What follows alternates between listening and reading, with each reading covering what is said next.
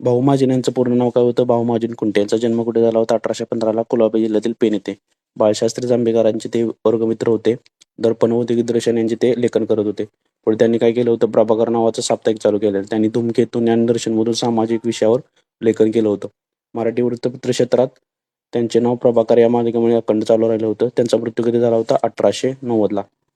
11वीचं इतिहासाचं जुनं पुस्तक page number 33 वरती तुम्हाला भाऊ महाजन यांच्याविषयी इन्फॉर्मेशन सापडेल. याच्यामध्ये इम्पॉर्टंट पॉईंट काय आहेत? त्यांचं पूर्ण नाव भाऊ महाजन कुंटे, जन्म कुलाबा जिल्ह्यातील पेण येथे.